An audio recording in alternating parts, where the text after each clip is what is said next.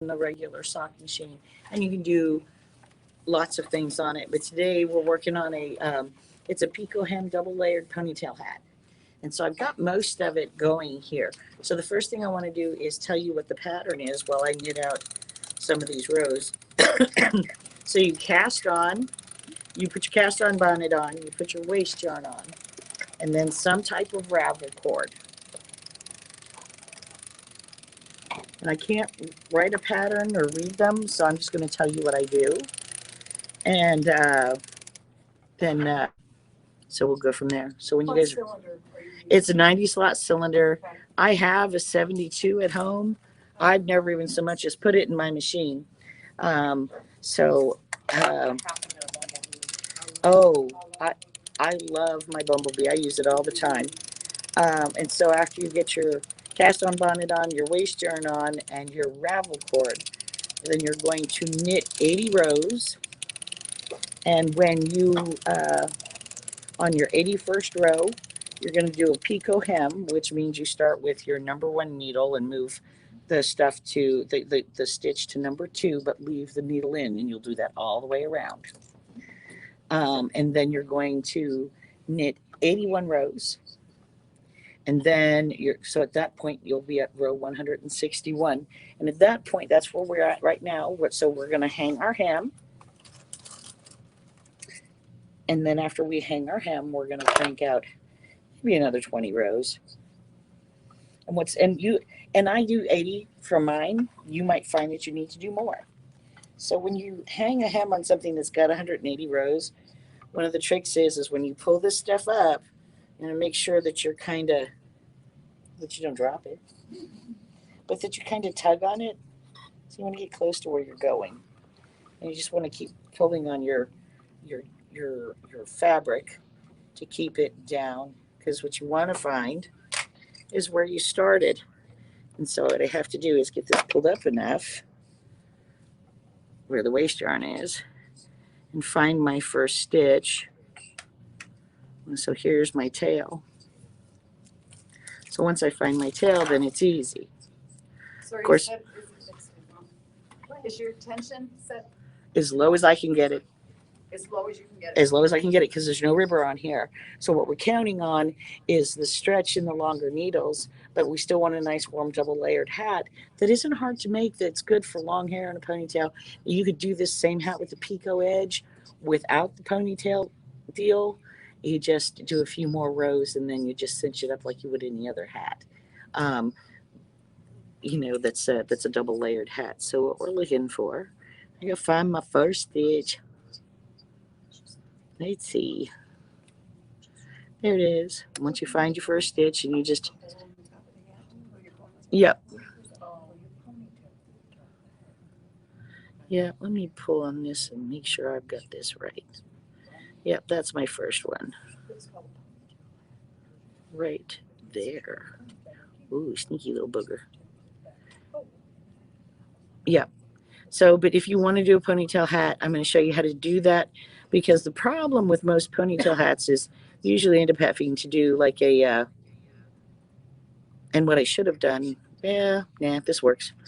Instead of doing a cast off, a crochet bind off on this, I'm actually going to show you how to get the most stretch out of that, because when you put on a ponytail hat, for your hair to look its best, and I'll actually do it, my hair is a disaster today, so we'll just make it look even funnier, is to not, because when you do a crochet bind off, you're adding yarn, and then that means you lose any stretch beyond that that bind off. So we're just going to hang this. And you just pick up every needle and hang it on there. And you always pick up one that's between, and in this particular case, you're looking at the waist yarn and the ravel cord here. And that's what goes up on the needle. And just like when you hang a toe, you notice I always bring it to I bring the fabric to the needle and just lift and it's such a good habit to have, because then that way you're not stretching it out. And it's just easy. So I just bring the fabric to the needles and just kind of give a raise. And yeah, there's 90 needles and it takes a few seconds to do it, but it's not bad. So if anybody wants any more information about like doing a picot hem, just let me know, because it's actually a really easy process. But if you've made a cast on bonnet, you've done a picot hem. Of course, anybody can reach out to me anytime. And just so you know, just like I told the class earlier this morning, not trying to be a bonehead, but we are leaving this afternoon. So when we go home this evening, we won't be back tomorrow. Unfortunately, we have to cut ours just a half a day short, which I kind of wish we'd planned a little differently now. But I know that for next year. Excuse me. And so you just make sure you get a stitch on every needle, because if you don't, then it causes problems later. So does anybody have any questions? Well, I have had trouble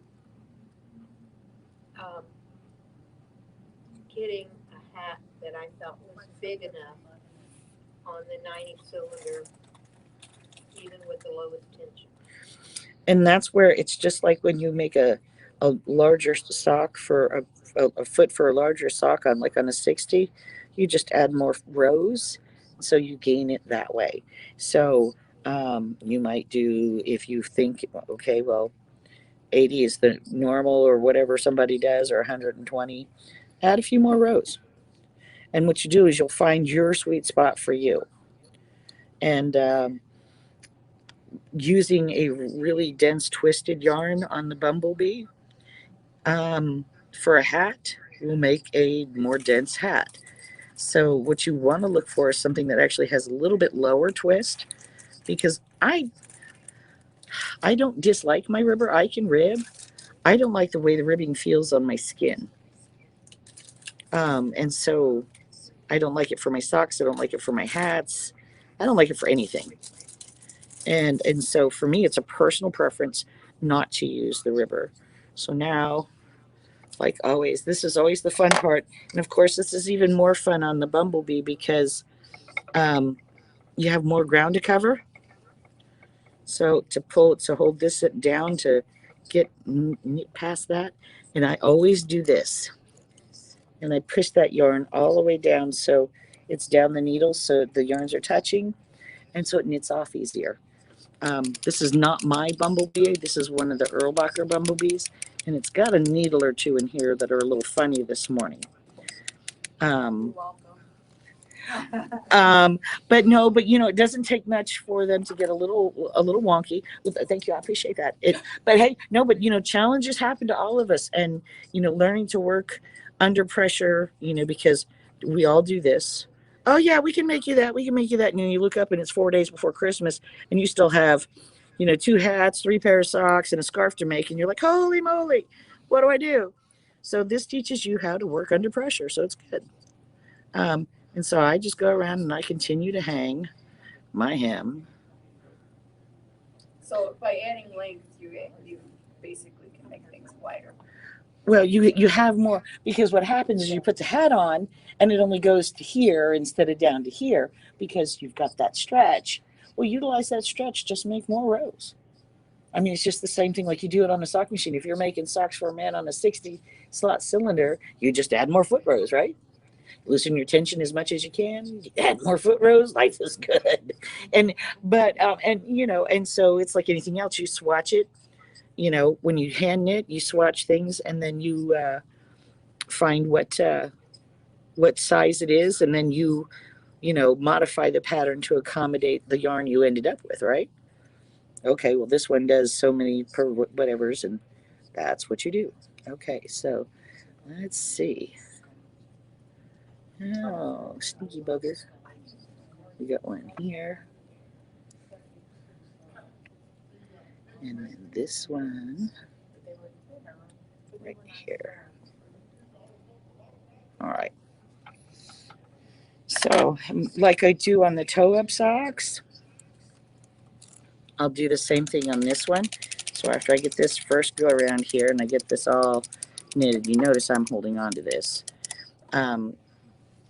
instead of putting the weight back in. I don't know why I do that. I just do that. It makes me feel better about it. Why do you use those weights as opposed to the hanging weight? Because when I use a soft weight and I put it in there and I don't catch it on the needles, what I get is an absolute even weight distribution on the inside.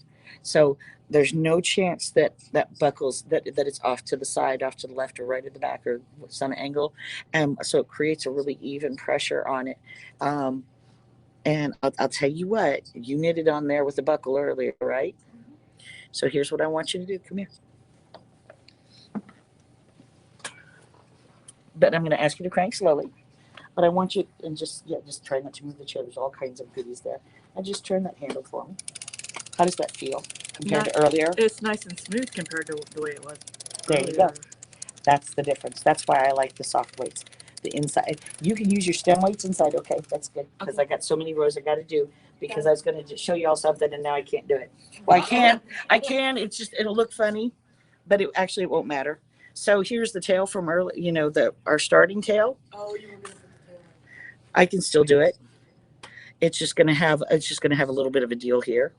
But I kind of E-wrap it backwards. I E-wrap it clockwise. And what this does is this locks this in, and I don't have to worry about a tail.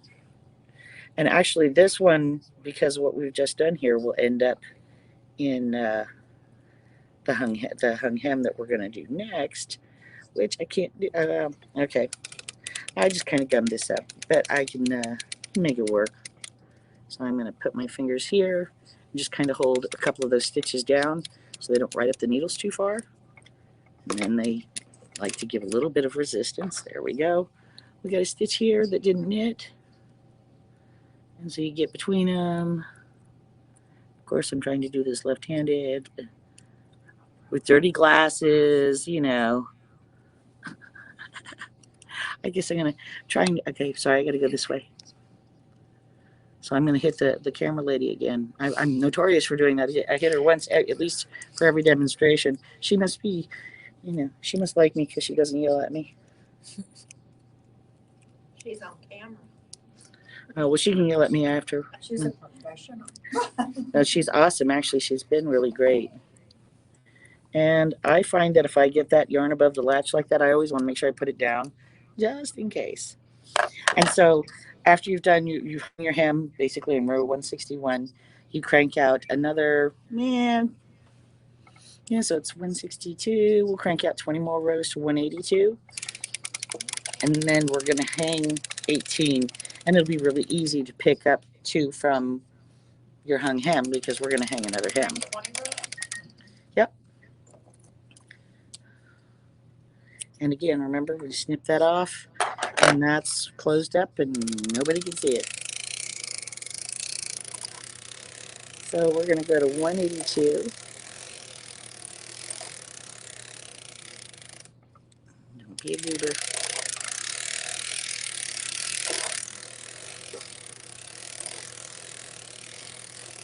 And this is a reduced ratio handle, so this is the first time I've used that. Because my machines at home, I did not have enough room in my vehicle to carry both my machines.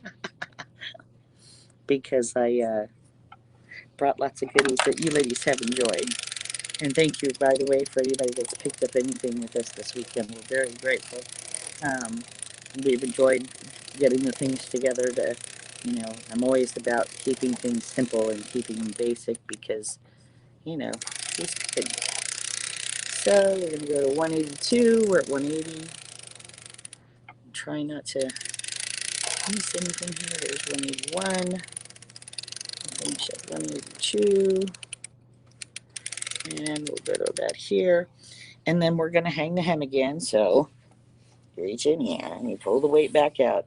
When you pull the weights out, when you use soft weights, you notice I pull down on that bonnet. And the reason I do that is because I don't want to, because you can get a suction, especially on the smaller machines. And then that way, a nice firm tug keeps those stitches firmly in place. They don't pop up and out. How much weight do you have in this? Now on the Bumblebee, I use 3. I wish I had made it about 3 1/4. I could use just a tad bit more weight, but it's not bad. And then on my the soft weights that I use on the regular CSMs, I do 2.5 pounds. And I really like that. It's a good weight. Now, this is where this can get a little interesting because you're going to end up with quite a bit of bulk up in here. So now we got to go over here. I got to figure out what my first row is. And then I got to go up a couple. Once I pick a row, and it doesn't have to be exact, but whatever row I pick with whatever stitch I start with, I just try to stay on that row, and I'll show you a trick to seeing that. So if you see, watch right here, watch right here. If I pull on the right one, see how that other one shrinks up? That's how you know you're pulling the right row when you do a free-for-all where you don't have it marked or anything like that. And so it takes a little bit to kind of, that's not the right one. Where are you? Is that the right one? Yeah, I shouldn't have used brown yarn. I can't see anything because, you know. Yeah, I'm not going to be pretty or perfect today. How about that? I'm just going for what looks right. And so this is the same thing. But what I want to show you with this row that's important, and I should have put in some kind of stitch marker or something, but we were playing with showing how it changes the machine by having the soft weights. And for me, it's a really great deal. For others, it's not so much. Um, you know, so some people like it, some people don't, and that's okay. I don't know. All I know is that I want to have a yarn on every needle. And this one here doesn't have to be perfect for the simple reason that by the time you get done with this, since it is a ponytail hat, it's actually going to be Is that why you're doing the double hem, the double hung hem, because it's a ponytail hat? Yeah. Or Because would you do a double hung hem anyway? no, if it was just a regular hat and I was going to cinch it closed, I would just hang the hem and be done with it. Okay. So if you want to do this, then you just crank out, you know, 100 rows roughly. You know, do your picot hem, and then crank out another 100 rows. You know, hang your hem. Then you would go ahead and crank out one row, leave enough yarn to go around the whole bumblebee inside, and I'll show you what I mean by that. And add your waste yarn, take it off the machine. But to make it so to do a double hung hem, but this one doesn't have to be pretty and it doesn't have to be perfect because it's going to get scrunched up on the top of your head. Now, of course, you want it to be pretty and perfect. Well, yes, but it doesn't have to be. And for simplicity and speed and for demo purposes, I'm not going to be overly interested in perfect and right today. So it'll look a little wonky. I'm working down. Huh? Are you starting now? Okay. Never mind. Somebody answered the question. She isn't away because what she's doing is a double hat. She's knitted so far that she took it up and she brought the hem up. And then she knitted extra rows, and so she's folding that top over now to make a hem so that she can do whatever she's to make the ponytail. I'm answering it for you. Thank you. No, that's perfect. You've got it right. Because what I'll do is I usually run I-cord through this second hung hem, and then you just pull the ponytail hat on and, you know, put your hair up in a ponytail, cinch it over. But I made this winter, and of course I left the one I made at home because, you know, I'm a complete blonde. Well, now you'll have one to show people. Yeah, and of course it won't be perfect, but that's okay. I don't mind. Like the lady said last show, the only one perfect is gone. There you go. Well, I'm far from that, so I've been accused of being a goddess once in a while, but I argue that. Oh, come on. Tough crowd. Man. Well, good for you. I've never gained that title yet. Yeah, I've always been Well, yeah, no, I've been plenty of those other things too. Goddess, it's You know, hey, but you know what? When we reach this age, we all actually do have the body of a goddess, you know. That's right. It's the fertility goddess. And if you've ever seen her, I truly look just like her. So, hey, you know, it. Better you than me. Well, yeah, you don't look like a fertility goddess yet. So they, I hope you never have to get there. You know. So there we go. When I get to this part of it, I can see better. So when I get on this side, I can see it better, and it's easy for me to pick up the right row. And of course, I think I've traveled over 3 or 4 different rows on this, but that's okay. Because it's really just about technique. Usually at home, I'd be pickier about it. But you can see now that I'm doing it correctly every time, how nicely neat this all looks here. So if I did it right from the get-go, it'd be better. But sometimes things are just about, I just want to get to the point where I can show you how to take this off the machine and close it off and not lose that stretch with a bind off, because that's where a ponytail hat on the Bumblebees can be a little bit of a struggle if you're not a river fan, and I'm not a river fan. And as you can see right here, I opted for different rows, and then I got real nice and consistent over here, and that's okay. So I'm going to pull this down, and we're going to crank it around a little bit, just to make sure I don't lose any of those stitches. Get that in there. But as long as there's something on every needle, that's all I'm concerned with at this point.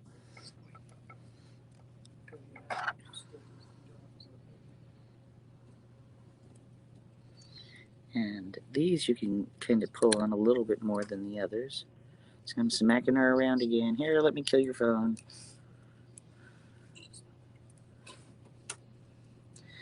The best part about doing this is losing that stretch, because you can actually bind this off and anchor one deal and one stitch, and that's all you need to keep this hat intact.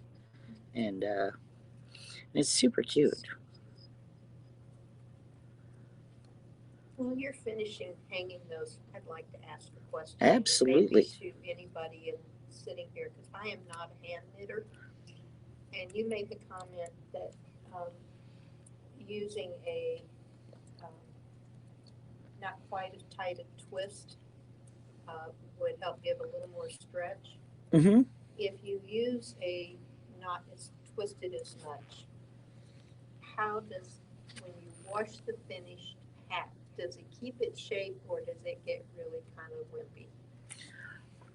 Because it's a double layered hat, it keeps its structure a little bit better. That's why I like this as a double layered hat versus a single layered hat, because I've made the Pico Edge, single layered ponytail hats. And what happens is you end up where you've got that short hung hem. It ends up being a little snug right there where that short hung hem is, and it ends up being really snug when you've done your crochet bind off on the tops, because what you do, and I'll show you when we get this done, how you actually put it on your head and put your ponytail up first, because this hat's designed for people that, you see these people wear hats every day, all day. This is designed to do that. So you can wear the hat all day if you want to. So I got one more stitch. Somebody had given me some yarn that she said it wasn't good for socks, but it would be good for my scarves. And I did a double. It wasn't Pico, but I know a ponytail. But I did the double hat, and it just has no shape to it at all after it washes. What kind of yarn was it? I don't know. I can't tell you that. I don't know. The Regia 3-ply would be good for this hat too. Regia 3-ply? Uh-huh. So what we're going to do now is just like... What are you using now? This is an active yarn. It's the Super Garn. And it's actually really good for the hats on the Bumblebee. Now, see, we got one that didn't do what it was supposed to do. How about the Opal 3-ply? The Opal 3-ply would probably also work really well. So something that's just a tad bit lighter, a little bit less twist. It's nice because it ends up with a little bit more stretch, but it does end up keeping a nice shape because when you do wash it, it does kind of get a little bit of structure to it, but you don't really lose all that stretch. It still maintains that better than a lot of others. So let me fix this right here. You can see which ones. Okay, this one. Since this is our last row around. So this stitch didn't knit is what happened there. So we fixed that. So what we want now, that one looks a little funny. Yeah. Doesn't like it. That has two. So they have different shape needle.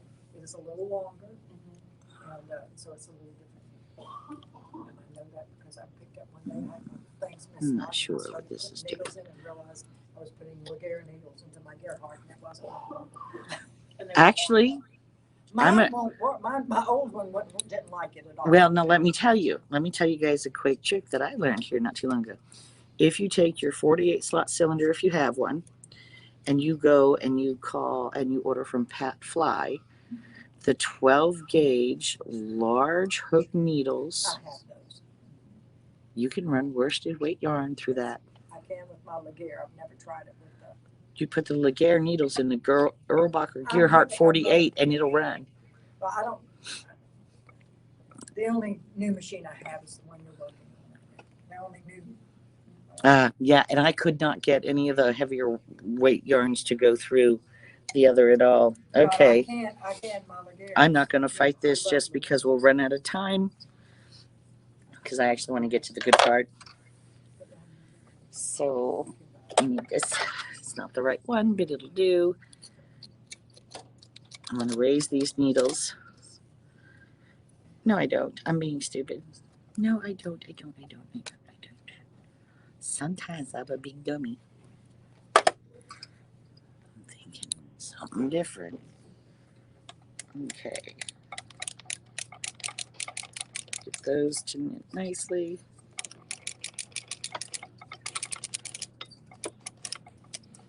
Close that one. So when you take this off, leave yourself. You don't need 2 feet. I like to take a couple of feet just because it makes me feel better. You don't need it that long. You bind off. I'm like, why do you need that much? And what's funny is the way we bind off is a little different.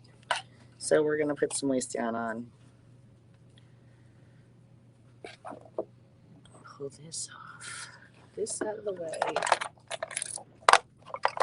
Get some waist down. Throw that out of our way.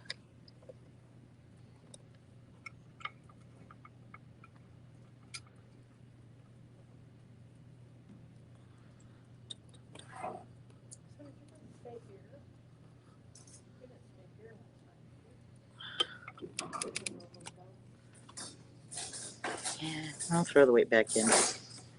Get in there. Boom.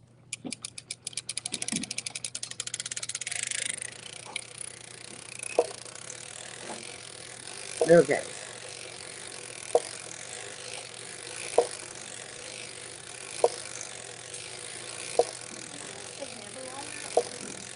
Huh? Did you change the handle on that?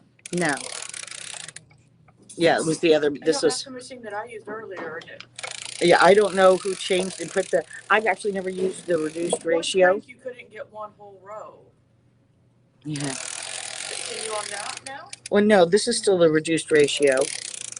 It's still the reduced ratio handle that's on here. Mine at home, I have both handles I've never used. I just recently got the reduced ratio. What I have to say that I do like about the reduced ratio is that it's not as long a. Oh, come on. There. All right.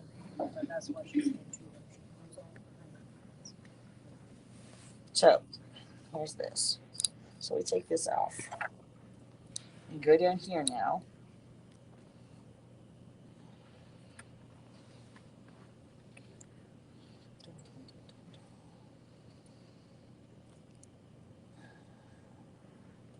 Of course, this is ravel cord.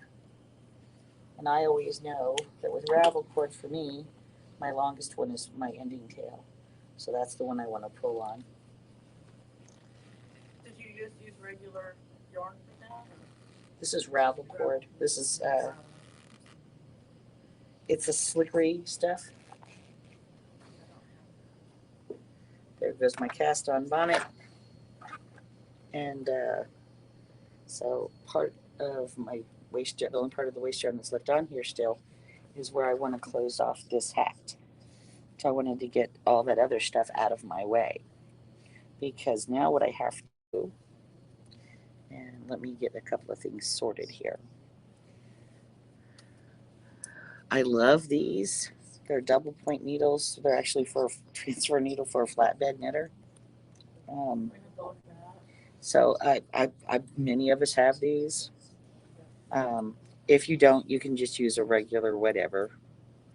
But when I do this, one of the ways that I found that helps it lie nice and neat, so I find this, and this is kind of important. So right here, this is where it starts. So I want to go this way because this is my last stitch. This is my first stitch here. So I'm going to go up because this one came down. So I'm going to go up. If I can get to the last piece. There we go.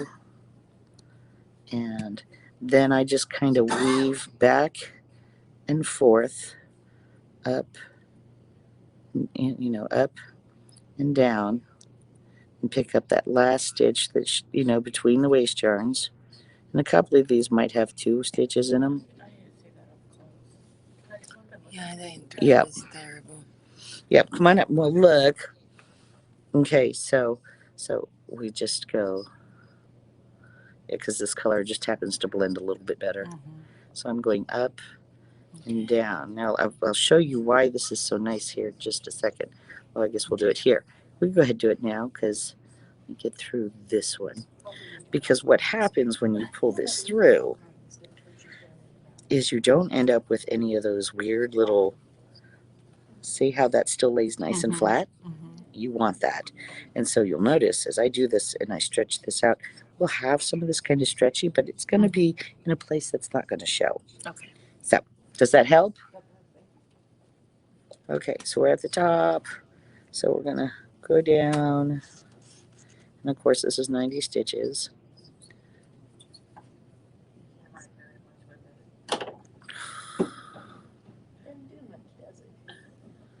Hopefully we'll get to another color soon. And it'll show up a little bit better.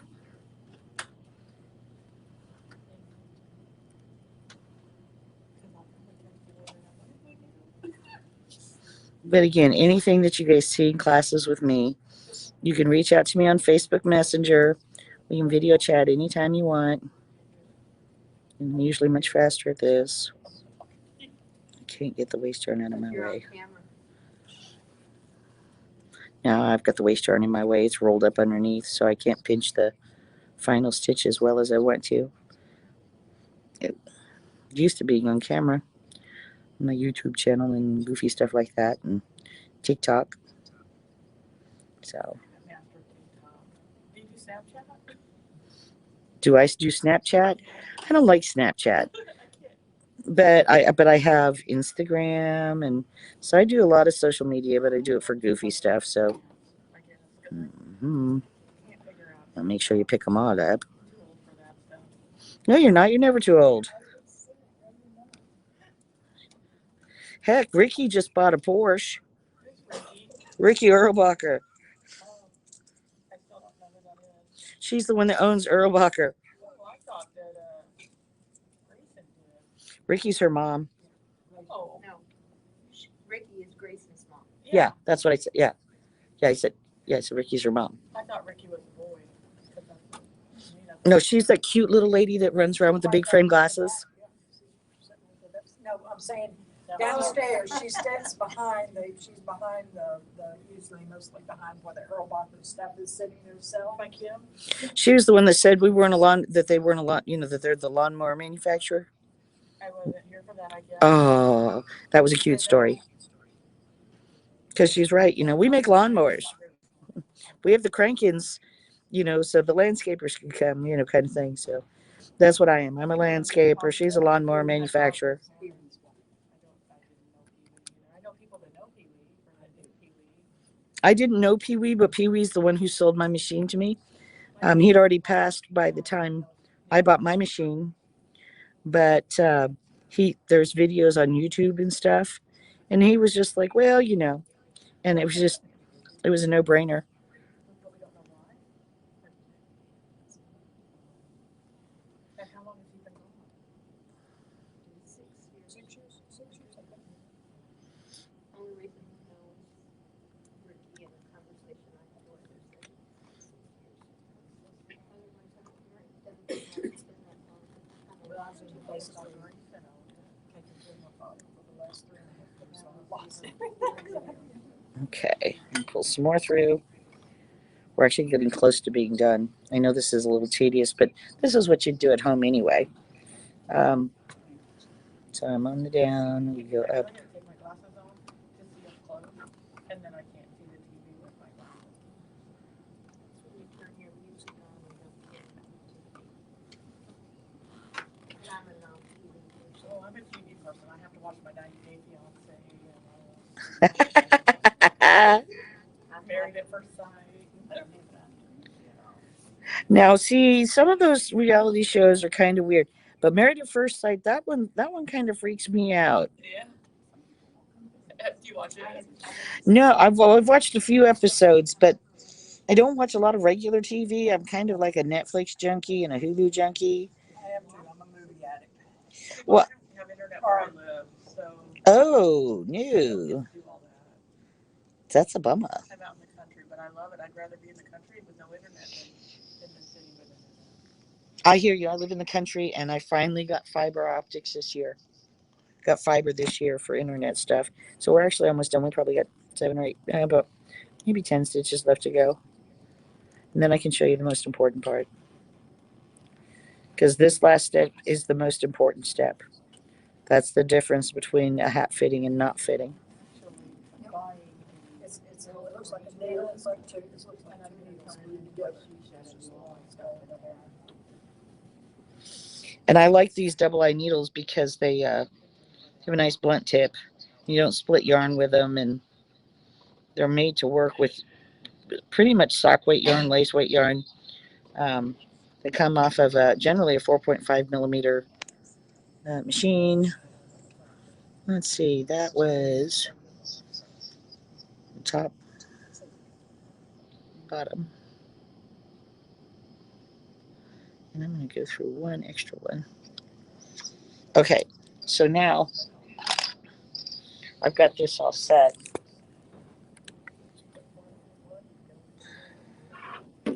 Take the waist yarn off. I don't know. I just really. I mean, I call it double. That's what it's always called. So if you do this right, it's much easier with the waist yarn.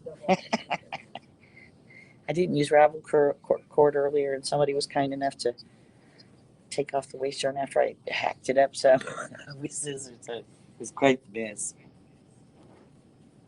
And this is how I get to use my waist yarn over and over again. So that's why they're always in little balls. The waist yarn balls, yeah. I end up trashing. My husband printed me these cute little things that I wrap around, but after a while I was like, okay, I can't take it anymore. Yep. I'm sitting here watching this and going, my mother is 97 and she's in an assisted living and she gets bored sometimes. So I try to find a project that she could do. I can see now I could take my waist yarn components and say, how can the little balls like this? Yes, you could. And to give her something to do. Oh yeah, because I mean, they only need to be about an inch in diameter. I used to take a big bag, a big thing of socks, and I take them to the nursing home, and I take them and I dump them in the middle of the thing, and and it was just, I said, ladies, could y'all help me? I need y'all, and they'd all run over there, just like I had bought in, And occasionally you split the waist yarn. And they might not match, but who cares? Oh, that must be, yeah, that's great. And they sorted the socks and they put them together. And that's why I always do more than 5 or 6 rows, because and if I split the yarn like I did there, I can still use my waist yarn and don't lose it all. It's just a way to be conservative. Okay, so now we've got all of our stitches. One of the things that I really like to do, of course, right now this hat's inside out, and I want it inside out. I'll stretch it out as far as I can get it to stretch. Because what I'm going to do is once I get this stretched out as far as I can go, and I let it go, you'll see that it kind of loops up the stuff where we zigzagged it in. It gives it that stretch in there. Then I will take, I don't think I showed her long enough. So you get these little zigzaggy loops in here. And so you just want to make sure you got them all. And I'll take where my yarn ends, and I'll go in here and figure out some kind of way. Really? I got it upside down. Because I'm blind. Yeah, I just want to grab a couple of the yarns that are on there. One that's part of the loops and one that's part of the hat. So I'm only going to bind off on one stitch. Then I'm going to make a little chain so that my chain is where I'm going to keep my strength in the bind off. So I've only got 1 or 2 stitches, one on the hat and one in the hem. And I pull this through. And so now I have this, and I can bury this tail in the hem.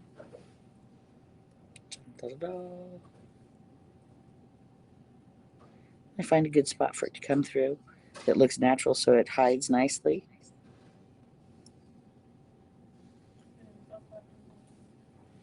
And I pull that in, and I can do that a couple more times if I want to get some real length in there if I choose to. And I just make sure that when I go in here, I go through the same hole it came out of before. Make sure I get all of that bracing kind of in there. And give it a snip. Give it a tug. My tail disappears. And for simplicity, so now here's our hat. You'll notice that there's a couple of rows here. There, it's a little thinner, but all this is going to get cinched up. And so having that 1 or 2 rows in there, it'd make all the difference. So for ease today, I'm going to try. How much time do we have? Yeah. 17 minutes. We are doing great. Okay, I have enough time. So,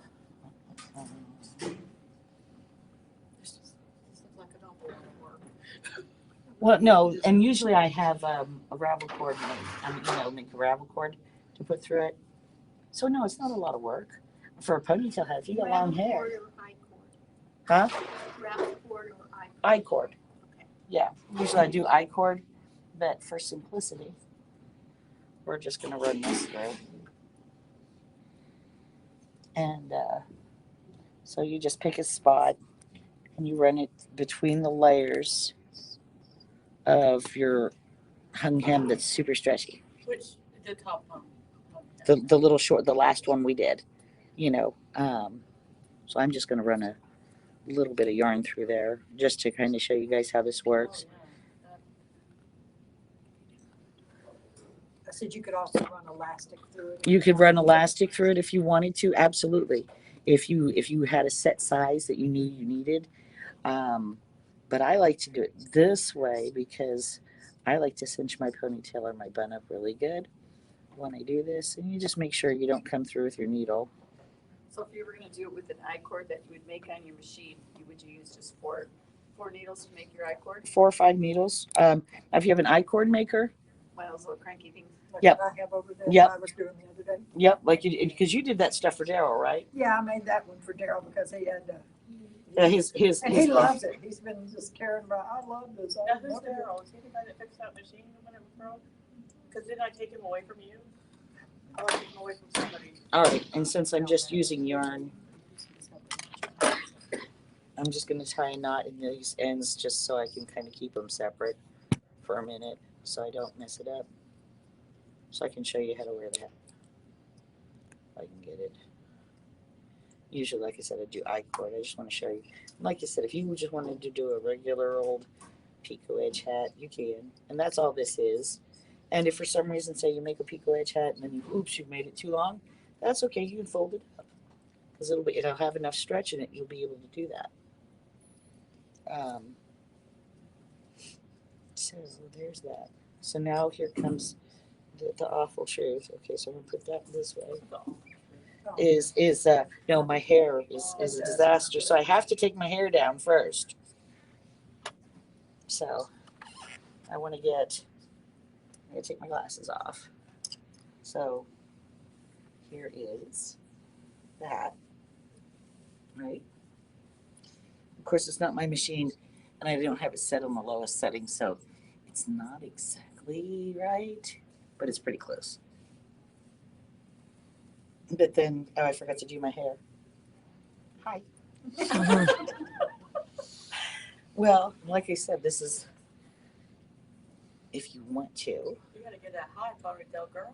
Huh? You gotta get a high ponytail, girl. No, that's the nice thing about this ponytail hat is because of what it is, you can put the ponytail anywhere you want. You can put it high, you can put it low, you can put it mid. So I'm just going to put it Right there.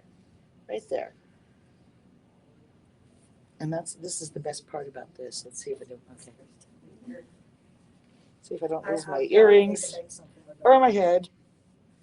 But anyway, there's that. Right. I got to find the strings. There. You go. I got One both? of them. Okay. Gotta be close. Where's the other one? Dagnabbit. Oh, I got two. Do I have two? Yes. Okay. So then I just literally cinch it where I want it. And Voila. I'll just cinch it down and then you tie it into a bow. Of course, with an I-cord, it's a little easier because you've got something of consequence. And of course, I have no mirror, so I'm doing this like. I think you're doing a great job. I think you're doing a great job. Yeah. Thank you. But anyway, there. I'm not going to tie a bow in it, but you can. That's what But I do. but it's really cute. And of course, I have a small head, so I knew that the 80 rows would be enough for me. But you would make one. You might do 120 rows. And I love the little picot edge because it's just adorable. I don't look good in a hat, but if it's cold out and I know I'm going to be outside and back and forth and in and out, I'm going to wear the hat. I don't care. So you could do 120 rows, 100 rows. You'll find what works for you. And if you like the concept of the picot edge, the double layered hat, and like I said, still when I put it on, the tightest spot was still that end piece, despite that I didn't add anything because I just wove it all the way through. I tacked it down to one stitch, to a couple of stitches, and built that out. Hey, P-Bit. P-Bit. P-Bit. So, okay, you said to make, if you make it longer, it's just the longer, to make the picot. Instead of 81, you might do 100 and then, And right. So the longer you want to make the hat, because see, this is just the right size for me, and I know that. But if you have a larger head, but the back of my head here is flat, So, but if you have more head space back here, then make it longer. So it just depends. You find what works for you. It's like anything else. We all make socks the same way, but none of us have the same foot rows. None of us have the same leg rows. We all like different cuffs or different ankle rows and that kind of thing. So you just find what works for you. And this is just no different. It's so that's the picot edge hat. And Very good. Thank you so much. and if you guys want to take a look at it, and what's great is it's nice and warm, and it has and like you said, you could do 120 if you wanted to do a regular hat, or you could do more. So it just depends. Like I have a tendency to wear my hats where it's kind of like this, where it covers the tops of my ears, and I don't want to. I have a really short forehead, so I'm gonna go here. But people that have longer ones, they're going to do something different. Do we have any questions? Yeah, kind of a lot. Um,